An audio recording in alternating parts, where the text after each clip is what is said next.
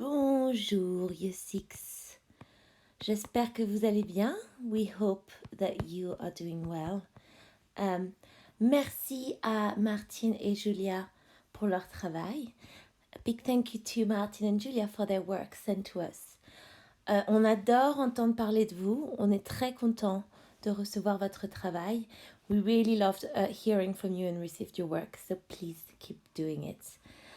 For the rest of you who we haven't heard from yet, we hope you're okay. We hope you're getting on okay with everything that you have to do. We understand that this is not an easy situation, and we're just here to support you in any way we can.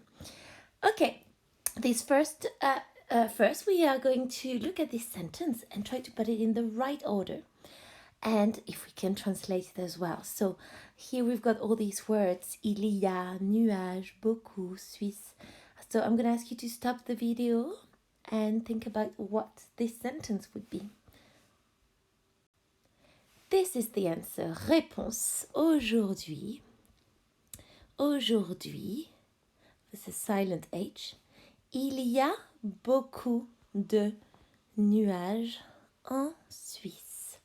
So you can see I've underlined all the silent letters here, because they're very important in French. Otherwise, it's hard to understand someone speaking French when they pronounce every letter. And what does it mean? Aujourd'hui, today, il y a, there is, beaucoup de, a lot of, clouds, nuages in Switzerland, en Suisse. Voilà. The first part of this week will be to compléter le niveau 35 de PALS, which is based on reading, responding, and speaking skills. Okay, so lundi et mardi, this is us now. As you know, PALS is a way for us to learn how to learn how to read and speak in French. It's a method that goes from a level to another, and we are now in level 35. Let's get started. First step, as you know, you're doing it with Madame Price every week, is to read each letters. So I'm gonna underline them and we're gonna read them together. K, A, S, M, T, K, B, O, L, K, E, with that accent. K, L, O, R, K, on, not on, on. It's like a nasal sound. On. You should hear it from your nose. Your nose should be vibrating when you say it. On. A, K, T, O, K, E, S, Sh, L, on, K, N, B, K, R, E. So the difficult one really here are the on and the E. Okay? Then we're moving on to the words. Where there is no dots is when there is no sound. Okay? Silent letters again. So the first one is class. And I'm sure you know that class means a classroom. Or a class, actually, like a lesson. Locomotive. Locomotive is the part of a train. The little, I have no idea how to say it in English, actually. It's the little, Eddie, my cat, is participating in the lesson. Locomotive is the little car that, one of the little cars that make the train, the old train. Col, glue stick, chicane. It's like a little row. Like it's not a word that we use in everyday life, really, but it's a word to express a little row. Nicole, name of a woman. Bricole. Bricole is to make something, but usually with objects and art and craft. Carton, cardboard. Bâton, stick. Colère, anger. Carte. It's a thinner version of a cardboard, but it can also be a map. Okay? Now, this is our section of the mots courants, so common words. Words that we see in most stories, speeches, dialogues, etc. So, important to go through them as well. Belle, beautiful. Fait, does. So it does, he does, il fait, the verb. Dit, say, or says even. He says, hello, says, the verb says. Belle, again, you know what that means. Elle, she.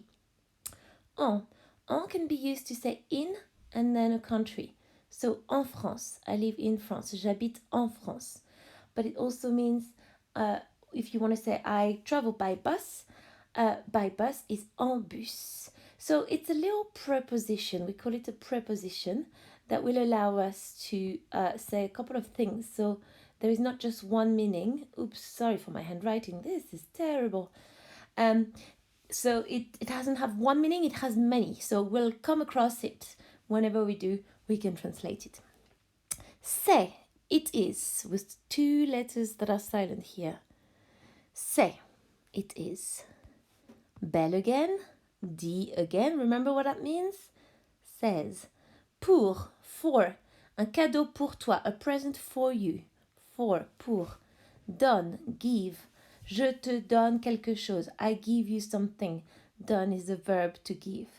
Elle again, she. Et, connective and. Du chocolat et de la glace. Chocolate and ice cream. Et. Fait. Once again, do you remember what it means? Il fait chaud. Il fait un gâteau. He makes a cake. But we can also use it with weather. Il fait chaud, il fait froid. It's hot, it's cold. So literally in French, we actually say it does cold, it does hot, which makes no sense. But, you know, French people, do they really make sense, really? Belle, beautiful, pretty. Donne, give, je te donne un cadeau. I give you a present. Belle, beautiful. Moi, me. En, that little preposition that we use for many things. En vélo, by bike. Belle, pretty. C'est, it is. Moi, me. Belle, pretty. Donne, give, et, and. That's it for our common words.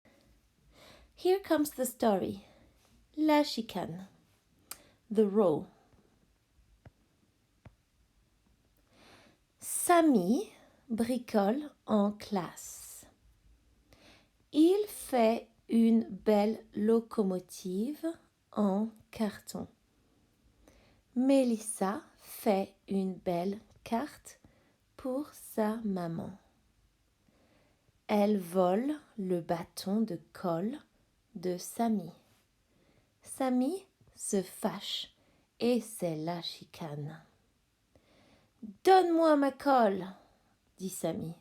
Non, dit Mélissa en colère. Madame Nicole arrive. Did you understand this story all by yourself? If not, that's fine. We're going to read it again together, but this time I will translate it with you, okay? Samy bricole en classe. Samy is making things, like I said earlier. Bricole is the word to say to make things. En classe, in class. So remember that little preposition here? You say, to say in class, you say en classe, not dans. Dans means in, but we use the preposition en if we want to say in class. Il fait, he makes, une belle locomotive, a beautiful train car. En carton, in cardboard. So here we've got another meaning for en here. Not, it's also in, but it's in as if made of cardboard. Mélissa fait, Mélissa does, une belle carte pour sa mère. A beautiful card for her mother. Here is the card. Elle vole le bâton de colle de Samy. She steals the glue stick of Samy. So here you can see the order of words is different in French and you have no choice but to get used to it. So she steals the stick of glue of Samy, if I translate it literally. But it's in fact, we have to put things back into the correct order to make a correct translation. So she steals the glue stick of Samy. Samy se fâche. Samy gets angry. Et c'est la chicane. And it's the row. Donne, the row, huh? That's the title. Donne-moi ma colle. Give me my glue stick. Dit Samy, says Samy. No, no, says Melissa with anger. Here on another way to use it. If you want to say that you are angry, you will say en colère. These two words, en colère. Je suis en colère. I am angry. Tu es en colère. You are angry. Madame Nicole arrive. Madame Nicole arrives. So these are the little tasks that you have to do. Can you please grab a little piece of paper and do it on there? So écris-les. I'm going to just read out the instruction and I'm going to let you do it all by yourself, okay?